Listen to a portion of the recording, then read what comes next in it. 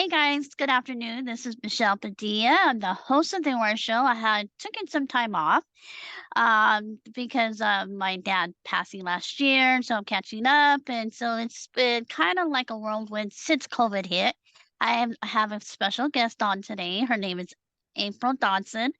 I met her on State Disability Advisory Committee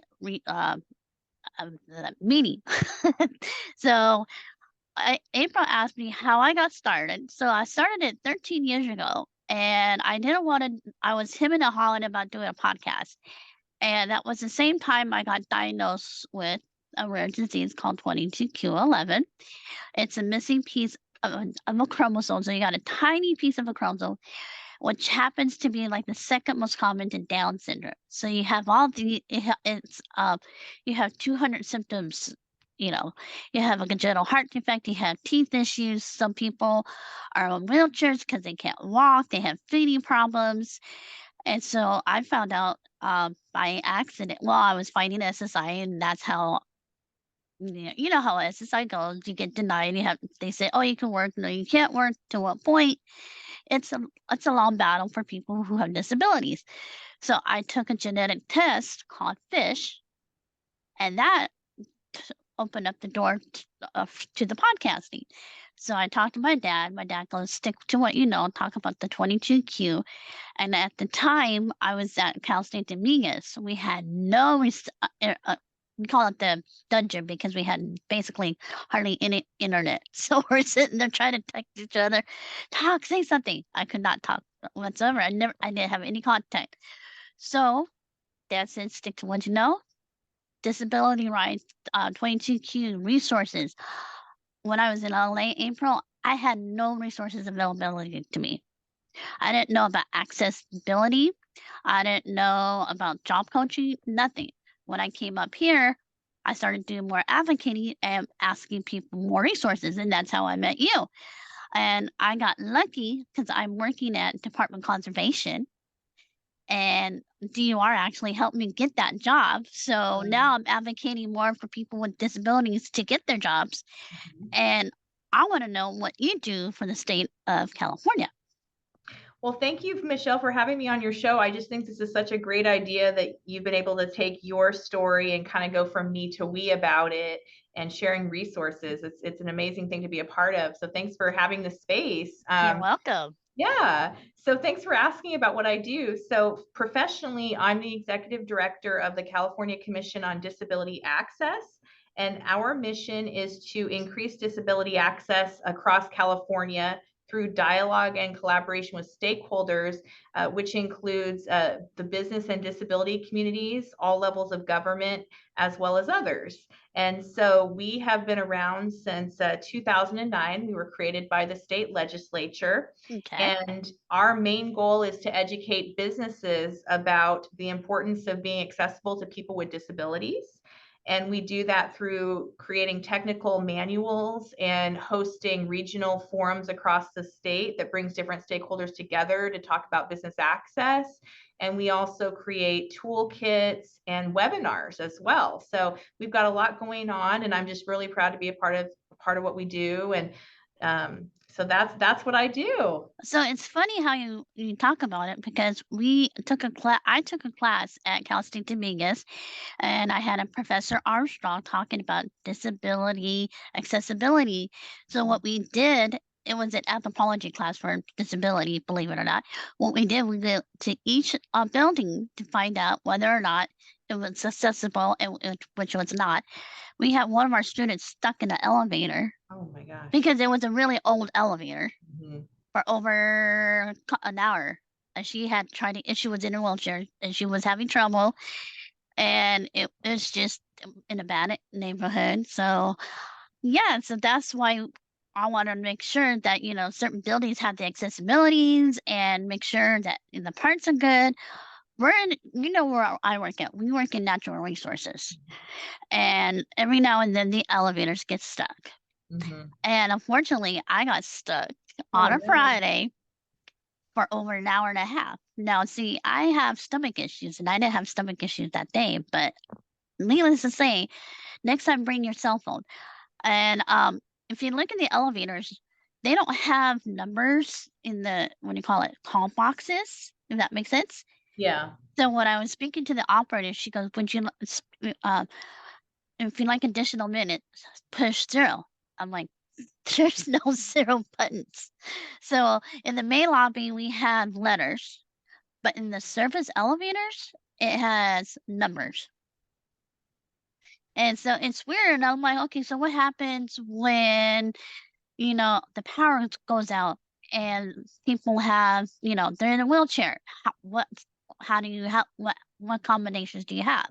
Or a fire breaks out and they can't go down the steps. So what can they do, April, if they get like in exam stuck in a situation like that? If they get stuck in a fire alarm or in the elevator and they have no tools, what can they do?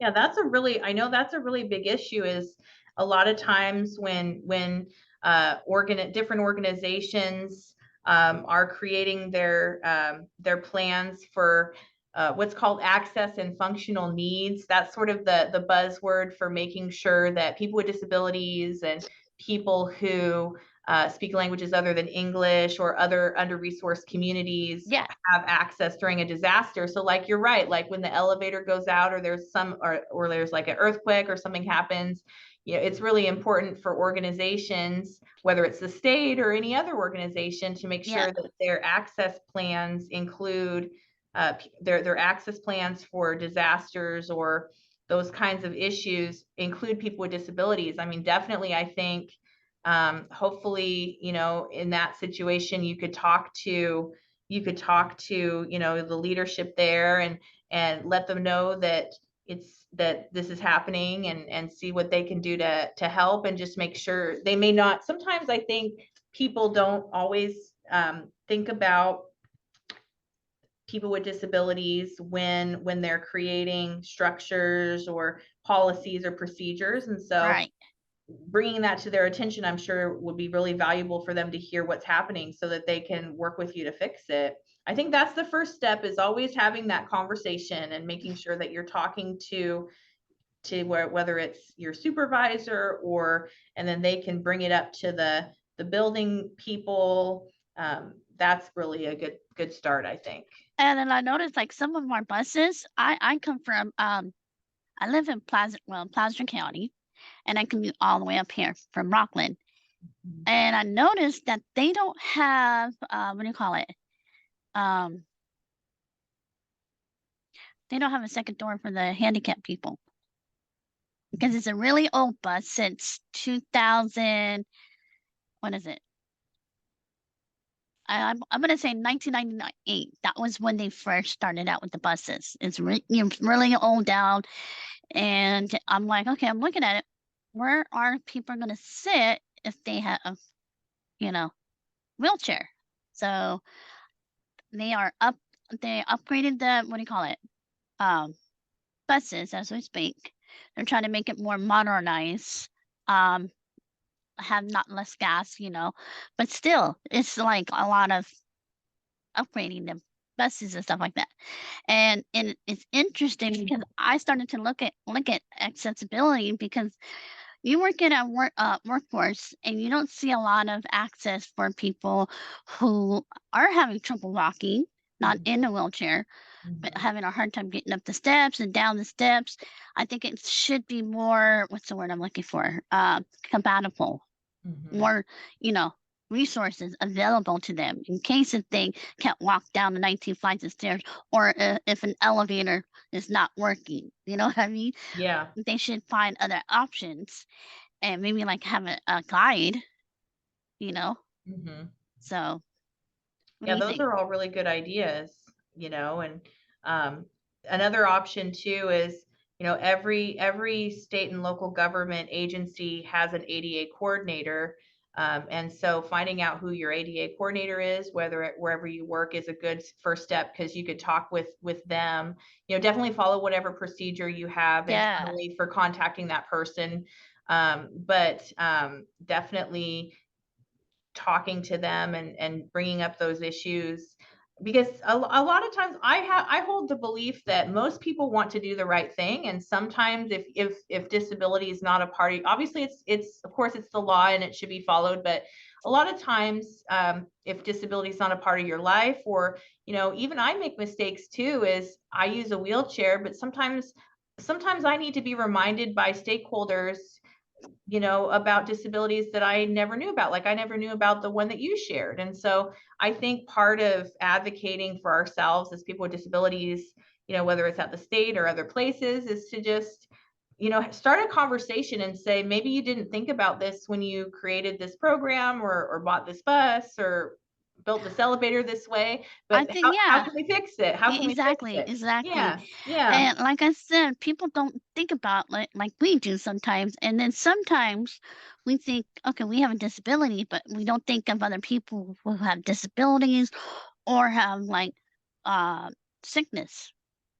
Certain Mhm. sicknesses, they can't breathe certain times because of their asthma, or what if a building's on fire and you can't go down 19 20 steps, because you have a titanium rod in your leg, or somebody else's. uh, but what I was told, this is what I was told by Cal Fire: they'll carry you down the steps, 20 steps, flights of stairs. And I'm thinking, well, that's great, but what if they hurt their back and then you go down? Then what? Mhm. So it was weird because Cal Fire, we had a fire drill one time. They left us in the building. They forgot all about us. And so I'm like, okay, so you guys got to get more prepared on how to deal with people with disability needs and have access to them. So we have windows, but our windows, they don't open. So Mhm. you can't jump out of the window and say, hey, what's going on? You can't do Mhm. that. Mhm. So we're really stuck if, like, say, for instance, power goes out, you can't go anywhere. So you have to wait until the power goes back on.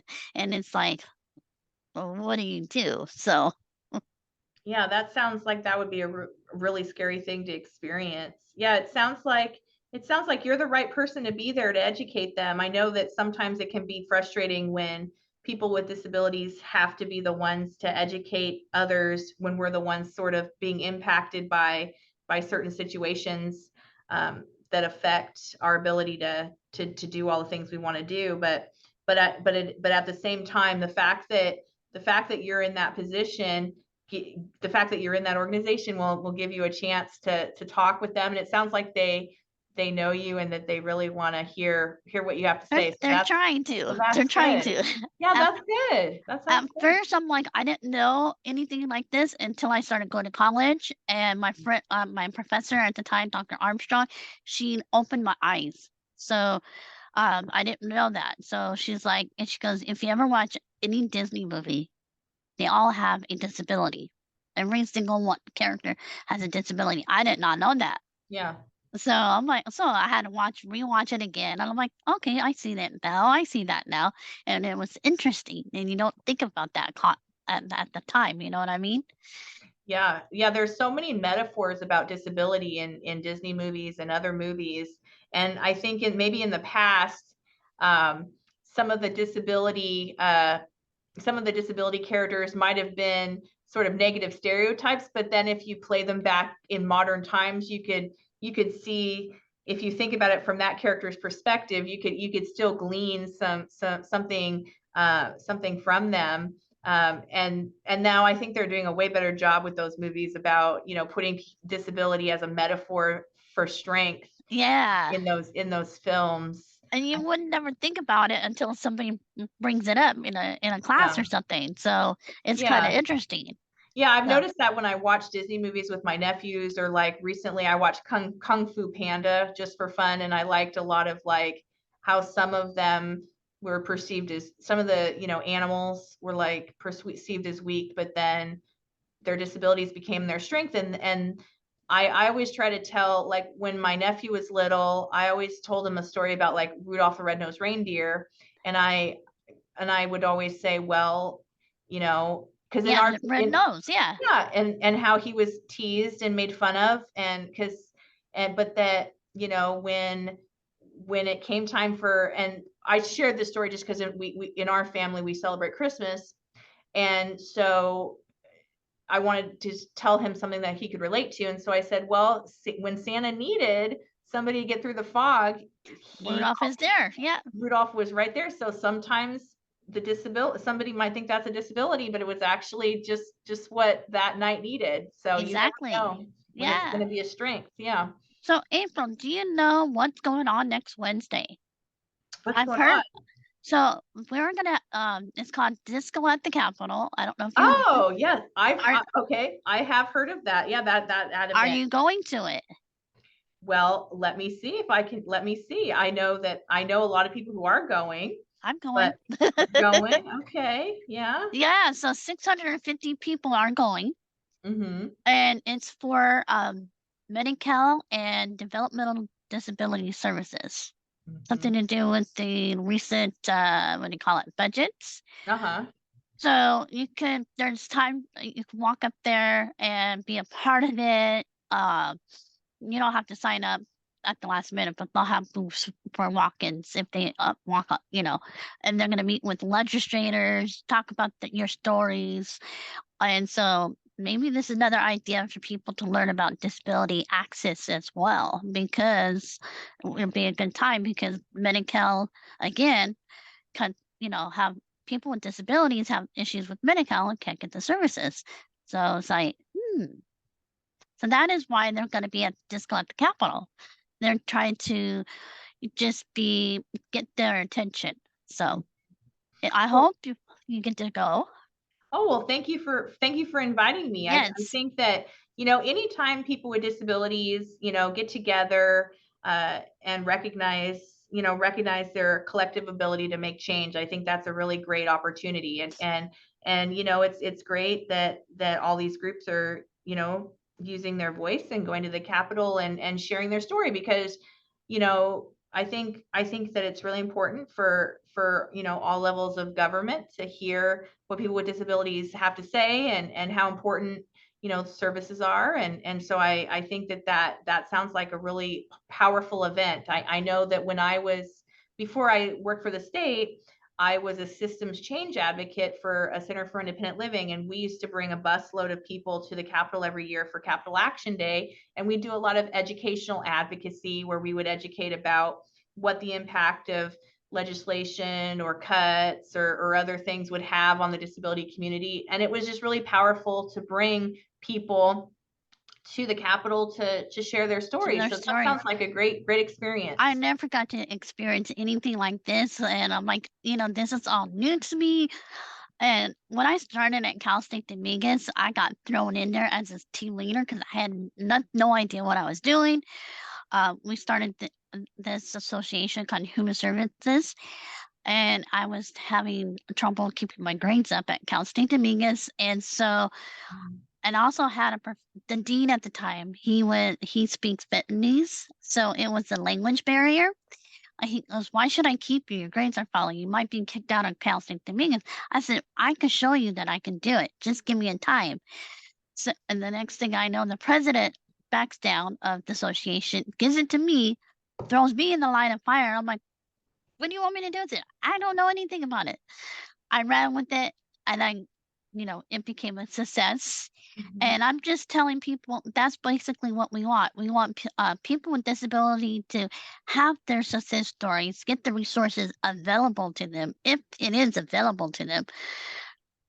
Some services might not be that they might not know the services like I did because I kept on getting turned down left and right in Los Angeles. But the one thing I was very grateful for was Cal State Dominguez let me do my test on my radio show. So whatever the topic was, if it could be disability, accessibility, we could talk that on the show, and they were okay with it. So they are willing. What I'm saying is they are willing to work with you, but you just have to be that voice. But I think sometimes as a kid and you transition to adult, I think they're kind of afraid because their mother and father are always going to be, protect them. There might be a time where your parents are not going to be around that much. My mom next week is going to be turning 69. Mhm. So it scares me because I'm the only child, and after my mom's gone, I won't have, it'd be just me. And so I'm glad for these services that they have because without these services, they would still struggle. And so I hope that they have more services with accessibility, which people should have, but they don't. In case if the light rail goes down, what's the next option? You know what I mean? Okay. Because I know our buses, we only have two routes, one at 6 o'clock in the morning, and then the other one at I say about 7 o'clock, right? Mhm. They used to have four routes, but since COVID, they changed all that. So and they limit the timings and stuff like that, makes it Mhm. difficult.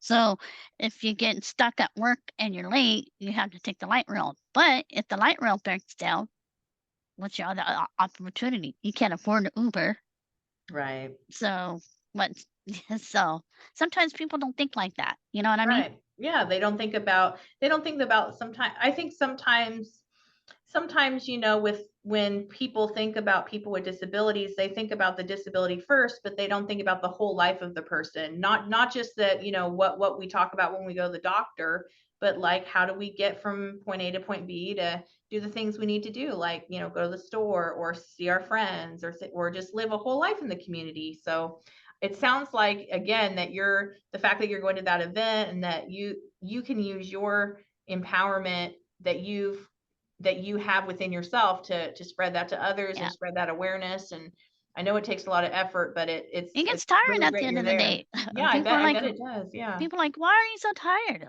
"'Cause I deal with stupid" well, I can't say stupid people. So, but sometimes you're thinking it in your head. You're like, you're dealing with, you know. And the other thing that I worry about, I don't know if you noticed, but there's a lot of homeless people around this area, and some of them are very scary and sketchy. We just we had an incident on the bus about a couple months ago. A lady, she got off and she was busy on her phone, not paying any attention. She got mugged twice over there by King Street. And I'm like, and she doesn't have a disability, but I'm just saying, what happens to those who get mugged with, disabilities? How can they, struggle? So my mom always tells me, be alert, you know, and I see you running around with your dog, so you got your dog, you're fine, and your dog will go crazy if anybody messes with you. But there's others that, have a hard time. So that's another thing I look at as well. So, Yeah, um, and I think also one of the issues that I think gets missed in that conversation about homelessness is that there's a lot of homeless people or unhoused people who also experience disabilities. And so I think the right way to talk about these issues is to make sure we don't pit people with disabilities against other people with yeah, disabilities or different groups against each other. I think most of the unhoused people just are trying to make it through the day, but I know that I have heard too. I also live downtown, and yeah, so, but I try to not make assumptions about different people, but and I also just try to stay aware and walk in groups. But it's sad because you shouldn't have to feel that way when you're in your exactly, own exactly. community. Yeah, Yeah, and I'm sure. So I think how to solve that is to just make sure that we remember that you never know what's going on with another group. We never know what's going on with a person or a group. You want to make sure that we always treat people the way we want to be treated. exactly. Like, Kind and yeah. yeah. So my question is, so what kind of services do you offer? Does the accessibility disability offer? Like, what do they offer? So our organization doesn't offer any direct services, but we do work with a lot of organizations in the community that do offer services. So the programs we provide are listening forums for businesses and people with disabilities throughout the state. Those are like sort of mini conferences where we have conversations about how to make different communities accessible. We also collect data that shows us sort of the top um, disability access violations that a business might encounter if they don't plan for access. And so we create toolkits about those. like we created like an accessible parking toolkit for businesses recently. So mostly what we do is education and outreach and technical expertise, and partnering with other groups. But we do work a lot with the local centers for independent living. So I would highly encourage your listeners to contact their local center for independent living, because they have like housing resources and advocacy resources.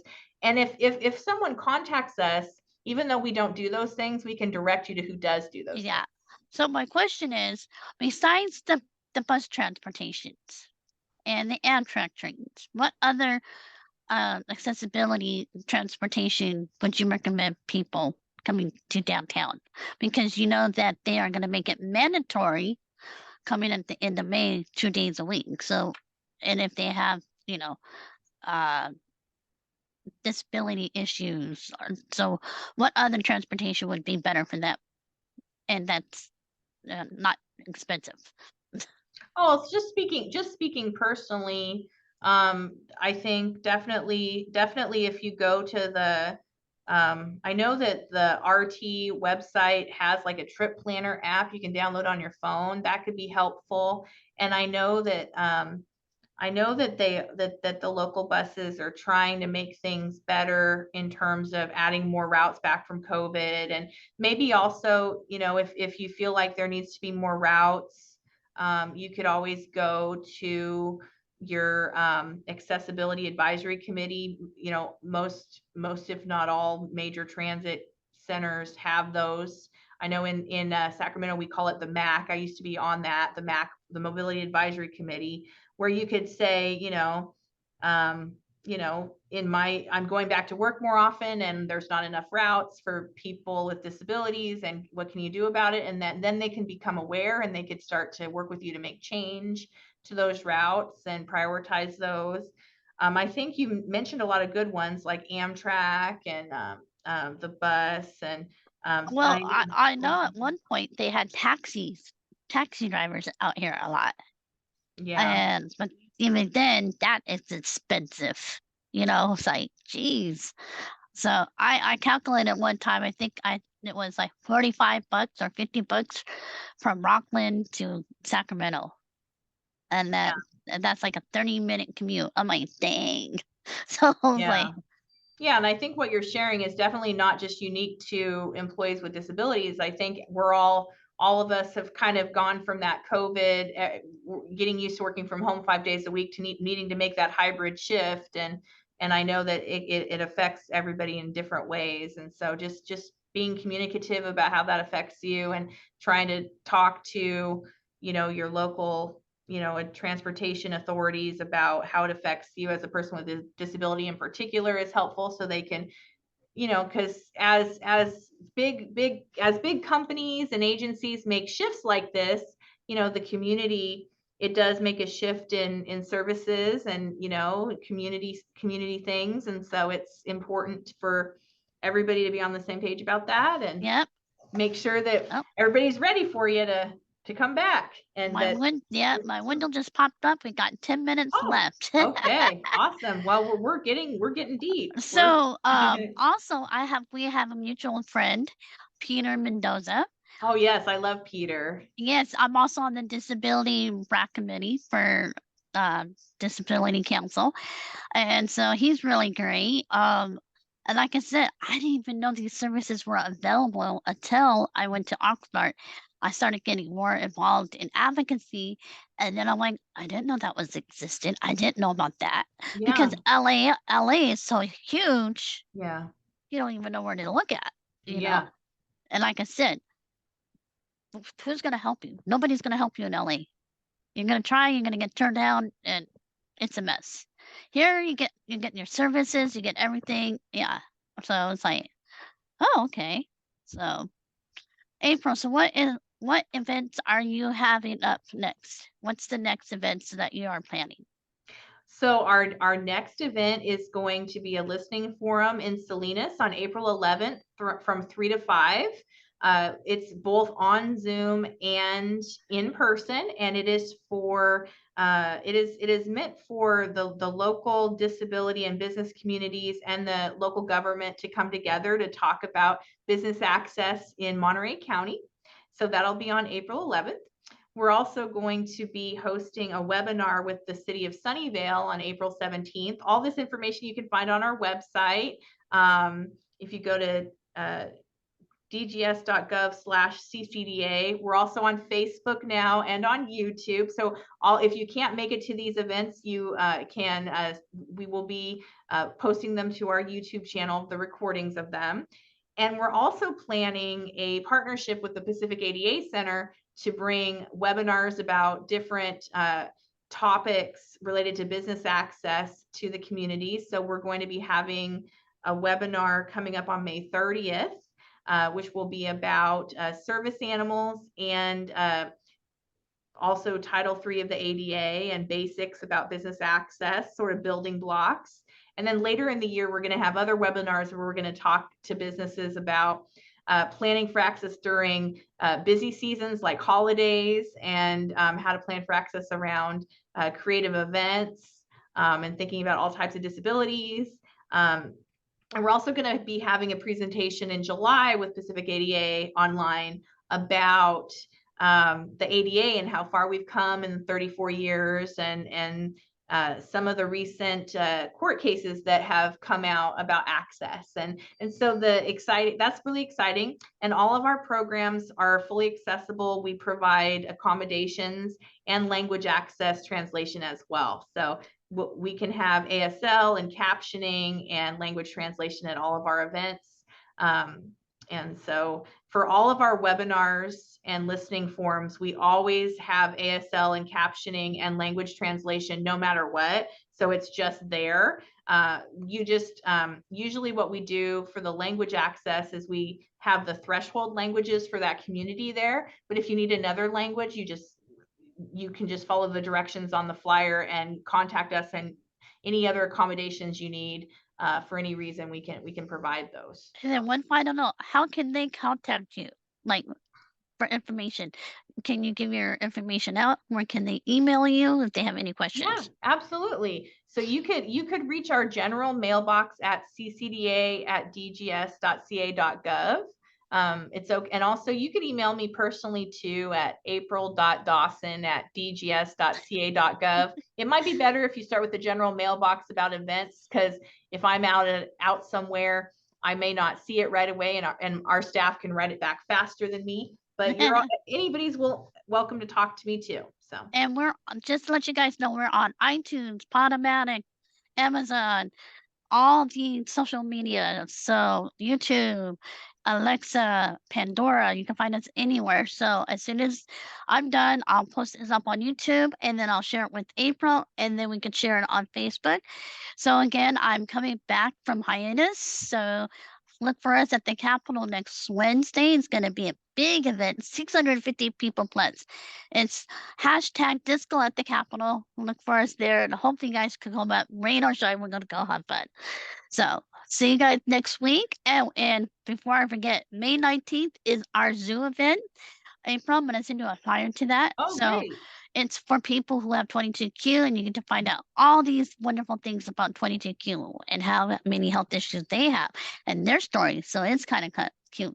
So we asked you guys where read that day, May 19th. I'll send you a flyer for that. All right, guys. All Thank right. you. Thank you. Bye, guys. And thank you.